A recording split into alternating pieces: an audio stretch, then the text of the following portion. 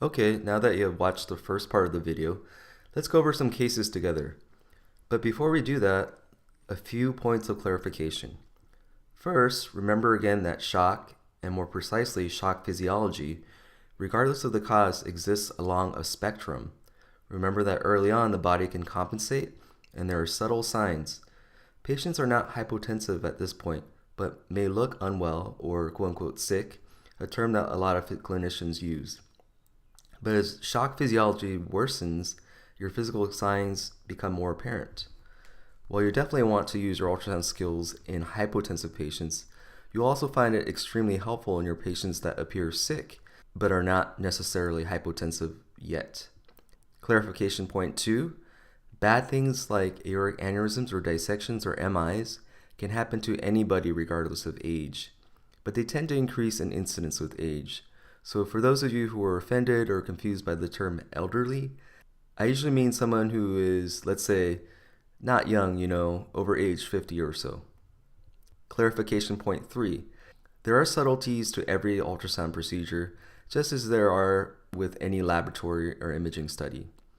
There are false positives and false negatives along with the true positives and negatives. It depends on your clinical experience as well as your skill with point-of-care ultrasound and your ability to integrate into a more robust diagnosis. Lastly, and most importantly, I'm not suggesting that when you have a patient in front of you that you stop everything for the ultrasound. Optimal resuscitations occur when there is a team at the bedside with each member assuming a role, whether it should be ensuring vascular access, airway and breathing, obtaining history from collateral sources, or performing the ultrasound. There should be organized, clear communication between all members. So if you find yourself alone with a sick patient and you need to do the ultrasound but the patient's hypoxic and needs oxygen, or is hypotensive and needs an IV, or complains of chest pain and doesn't have an EKG yet, you really need to call for help and work with your assembled team to take care of the patient.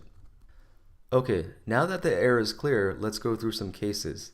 Case 1 is a 22-year-old male who presents with a stab wound to the chest. Hey guys, this is our first case, so let's make it easy, okay? Okay, so he's hypotensive and tachycardic. If you know ATLS, his primary survey is intact.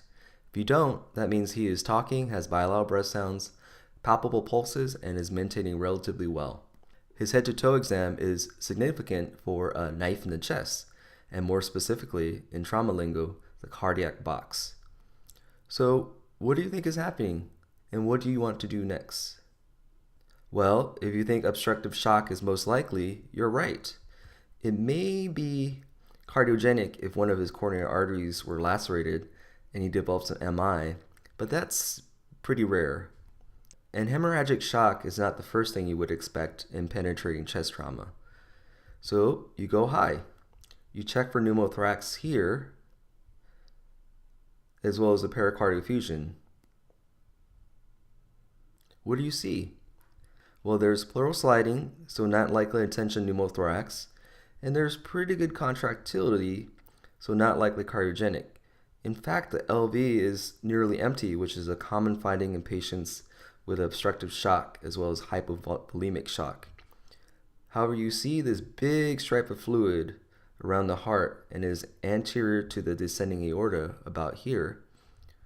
So this is the pericardial effusion, and the patient has cardiac tamponade. Note the pericardial fluid pushing on the RV free wall right here, which obstructs RV filling and hence LV filling. These patients typically go to the OR for a pericardial window to both evaluate the fluid as well as to inspect and repair any myocardial lacerations. Okay, great job. Case 2. We have a 36-year-old woman presenting with a syncope episode and complaining of abdominal pain. She is borderline hypotensive, tachycardic, and mildly tachypneic, but standing fine on room air. She's afebrile, she's alert, clammy, with some pallor and tenderness to palpation in bilateral low quadrants. So what are you guys thinking?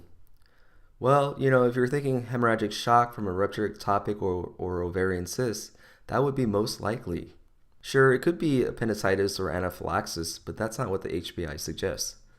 So let's confirm with ultrasound. Let's go low. So here's the FAST. You can see that it's positive right here. So next thing that we want to do is just check the pelvis. This is a transverse view of the pelvis. And here we are. There's a cystic structure outside of the uterus, suggesting an ectopic pregnancy. So we'll skip the details of management, but the patient will need resuscitation with blood products as well as an emergent laparotomy. Remember that these patients are actively bleeding in front of you, so the quicker the patient gets blood and goes to the OR, the higher their survival rate. Great job. Okay, now you're starting to get the hang of it. Now let's go over some other cases that are a little bit more complicated. Are you ready? This is case 3.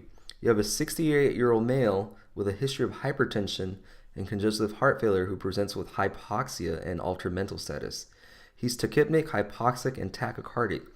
His exam suggests acute on chronic heart failure, but there may be something else going on. He's altered, which can occur when patients are hypoxic or relatively hypotensive, but it's not usual in classic acute heart failure. So sure, sepsis may be on the differential. So you give him supplemental oxygen and his oxygenation improves. You ask for a chest x-ray, but while waiting at the bedside, you grab the ultrasound and go high. So it looks like one lung has a lot of B lines while the other side really does not. You decide to check his systolic function. There's definitely a thickened myocardium from long-standing hypertension, but the systolic function doesn't look all that bad. So you take a look at his IVC. That's strange, it's actually collapsing with inspiration. So now you have right-sided B lines and maybe moderately reduced systolic function and IVC collapse. A cardiogenic process like acute heart failure doesn't seem as likely anymore. You hold off on your heart failure treatment for the moment. And finally, you get the portable chest x-ray. There you have it. It's a right middle lobe pneumonia leading to severe sepsis. Remember that unilateral B lines can indicate inflammation from either nearby pneumonia or sometimes from a wedge pulmonary infarct due to a segmental PE. Bilateral B lines are more suggestive of pulmonary edema. So you start fluids, antibiotics, blood cultures, etc., and the rest of your sepsis management. Let's go on to another case. Case 4 is the 52-year-old gentleman with a history of COPD who presents with cough and chills for the past 10 days. He thought he would get better but still feels fatigue. His history does not suggest a PE, ACS, or aortic dissection. His exam is notable for sinus tachycardia, tachypnea, low-grade fever, and hypoxia that improves to the low 90s on nasal cannula. He has bilateral expiratory wheezing and no evidence of edema. Now, while this talk is on the use of ultrasound and shock, you can absolutely use this guide for your sick patients that are not necessarily hypotensive. So what do you think is going on? Well, if you said COPD exacerbation with possible pneumonia, 9 times out of 10 you would probably be right. Maybe severe sepsis? Less likely cardiogenic or obstructive. Well, I went high and found this on my initial bedside ultrasound. So no B lines on either side, so no evidence of pulmonary edema or focal inflammation, and there's no pneumothorax either. This was the systolic function. There's something strange about that RV, but we'll get to that later. But the systolic function looks okay. Here is the IVC. It looks a little odd, a little more on the plump side and less than 50% respiratory variability. You would expect more than 50% for someone in distributor shock, but many patients with COPD do have pulmonary hypertension, leading to elevated right-sided heart pressures. The lactate returned elevated, and I started sepsis management, but the chest x-ray came back. That's strange. There's hyperinflation, but no infiltrates. And the patient's tachycardia didn't improve with fluids. So when something doesn't add up, it's time to reevaluate and reassess. Everyone practicing in an academic center is familiar with the concept of historical alternans. That is, the med student or resident gets one story from the patient, then the attending physician goes in and gets a slightly or even completely different story from the patient. So this occurred, and when I asked him again, "Sir, are you sure you don't have any leg pain or swelling?" He replied, "Well, my right leg has been feeling a bit more crampy for the past month after I drove from Phoenix to LA. I said, "Sir, why didn't you mention that to me earlier?" He said, well, it's only a 6-hour drive. I do that all the time. I thought you meant something longer, like a flight or some cross-country driving. So anyway, many of you guys would guess the next step, CT pulmonary angiography. Unfortunately, the patient also had a creatinine of 2.3. So what would you do next? That's right, DVT ultrasound. I won't go into the technique here, but please watch the separate video on DVT ultrasound. However, if you have the patient externally rotate their leg and bend their knee, this will give you access to their femoral veins. Roughly 75% of DVTs will involve the common femoral vein. This region from the saphenous vein takeoff to the bifurcation of the deep and superficial femoral vein. So even if you just compress once along this territory, you will most likely detect a DVT if it is present. So give it a try the next time if you have a patient with leg pain. This is the ultrasound of his right common femoral vein on the left, and on the right image is a normal compression. See the difference? So if it's non-compressible, even though you don't see anything with the ultrasound, that means that there's a DVT there. If it's compressible, there is no DVT. This is the original long axis view of his heart. The RV is generous, and the septum seems to bounce a bit. See it? Kind of bouncing in. On the parasternal short axis, we have RV dilatation, which is much more apparent, as well as the flattening of the interventricular septum. In patients with chronic pulmonary hypertension, which is what this patient probably had from many years of smoking, it can be difficult to assess acute on chronic RV strain. You really need Doppler to do this, but based on the patient's presentation in DVT, you need to consider a submassive PE as the cause.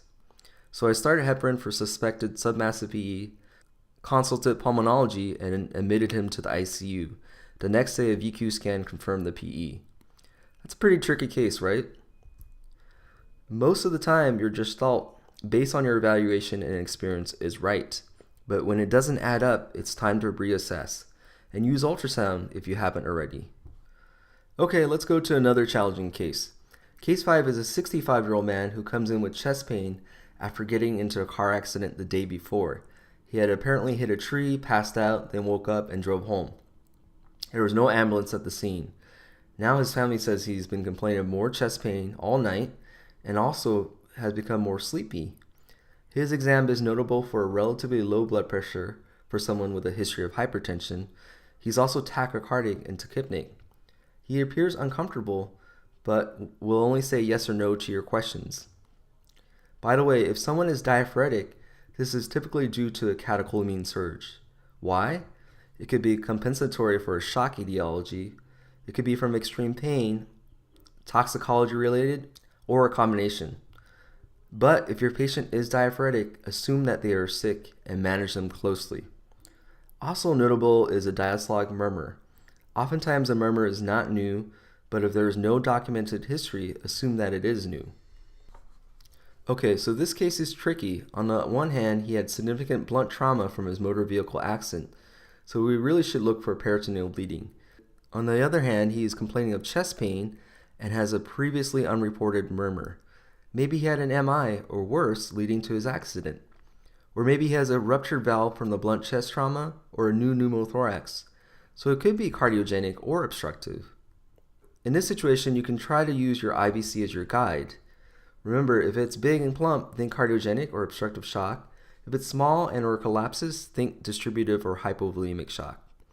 Here it is. That IVC looks plump, huh? You check the hepatorenal view here, and there is no evidence of free fluid. This, by the way, is edge artifact and not free fluid.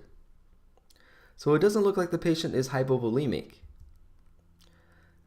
Let's now go high. Here's the thorax view. There's lung sliding, so there's no pneumothorax. And here's the peristernal long axis. The systolic function is reduced, but wait, there's something weird about that anterior mitral valve leaflet. It looks like a flag fluttering in the wind, doesn't it? If there is a fluid-filled structure and you're trying to assess the presence and directionality of flow, you can use color Doppler. It works best when the flow is going to or away from the probe, which is typically at the top of the screen. Blue flow tends to flow away from the probe, and red is flow that goes towards the probe. A good way to remember is BART, blue away, red towards. However, if there's significant flow, you'll still be able to pick it up even if the direction of flow is perpendicular to the ultrasound waves. This is the same parasol long axis. Look at that chaotic turbulent flow from the aortic valve. You go to your apical 5-chamber view here, and you can see that jet emanating from the aortic valve back into the left ventricle here.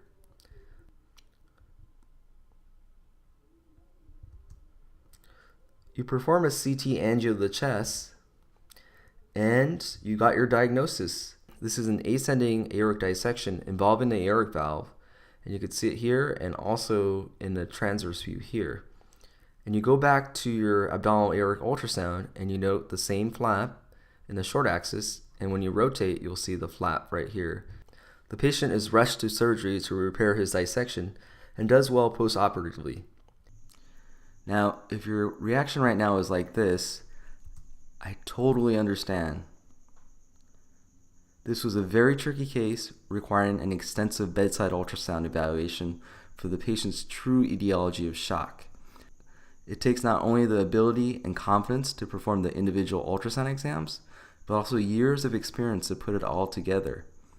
Remember though that even starting with this simple high-low approach, you can rule out both hemorrhagic shock as well as obstructive shock in this patient. Also remember that this management is done in parallel, so definitely order the CT and other studies, but while you're waiting for them to occur, you have a few minutes to work the patient up with your ultrasound. So why don't we end up on a less complicated case? So we have a 72-year-old woman who is in the ICU for septic shock. The nurse pages you for worsening hypoxia and hypotension. You are on call for the entire ICU, but you're not the primary physician for this patient. Given her hemodynamic instability, you ask the respiratory therapist to take the patient off the ventilator and to begin manually bagging the patient. There's a good mnemonic called DOPES to help troubleshoot when a patient becomes unstable on the vent. Briefly, D is for displacement of the tube, O is for obstruction, P is for a pneumothorax, a tension pneumothorax, E is for equipment or ventilator failure, and S is for auto-peeping or stacked breaths. Definitely review this protocol as it can be really helpful. Just remember that when a patient becomes unstable on the vent, a good maneuver is to remove them from the machinery and to manually bag them. This helps to eliminate factors associated with the equipment, as well as to assess other possible causes of hemodynamic instability. So, she's off the vent and being manually ventilated, but she's still hypotensive and hypoxic. The nurse pulls up a chest x-ray after a right subclavian line was placed earlier in the evening. What do you see? So here's that line. Looks like it's adequately placed. The endotracheal tube is probably a little bit higher than you would like above the carina, but not in the main stem. And more importantly, there's no evidence of pneumothorax. So you're not sure what's going on. Bagging is easy, so there doesn't seem to be a tube obstruction. You listen to her lungs, and it seems like maybe the right side sounds more faint than the left, but the chest x-ray was normal. And plus, the ICU is filled with alarms going off, overhead pages, as well as the general hums of the machines. So sometimes it's difficult to appreciate breath sounds. You decide to get a repeat chest x-ray, but while waiting for that, you grab the ultrasound machine and decide to evaluate for pneumothorax. What do you see? Well, this is called a lung point sign. The lung point sign represents the border between normally opposed pleura and the separation of these layers with air. In other words, the lung point signifies where the pneumothorax starts. It is 100% specific for a pneumothorax. If you had taken a subsequent chest x-ray, it would look something like this. The sensitivity of a supine chest x-ray, which virtually all patients in the ICU get since they can't stand up for an upright, is only about 50 to 70%. This is because the air will actually layer anteriorly, not apically in a supine patient with pneumothorax, so the vascular markings will still be apparent. In addition, positive pressure ventilation will tend to worsen a pneumothorax, so subtle pneumothoraces can be missed in supine patients only to blossom into full tension pneumothoraces like this one, leading to obstructive shock in patients receiving positive pressure ventilation. You perform a needle thoracostomy in the second intercostal space, mid-clavicular line, and hear a whoosh of air. The patient's blood pressure and hypoxia drastically improve. You later insert a chest tube. Congratulations, you've diagnosed and resuscitated the patient. Well, that's it. Remember, if your patients present with a cardiopulmonary symptom like chest pain or dyspnea, they are likely to have obstructive or cardiogenic shock physiology, so go high. If your patient presents with abdominal or back pain, they're likely to have hypovolemic shock etiology, so you need to go low. And when in doubt, use your trusty IVC to guide your management. Lastly, when things don't add up, take the time to reassess and to reevaluate your management. All right, thanks again everybody for watching. You can contact me here if you have any questions or comments. For more videos, you can go to our website here, and remember to continue to practice your ultrasound skills. Bye for now.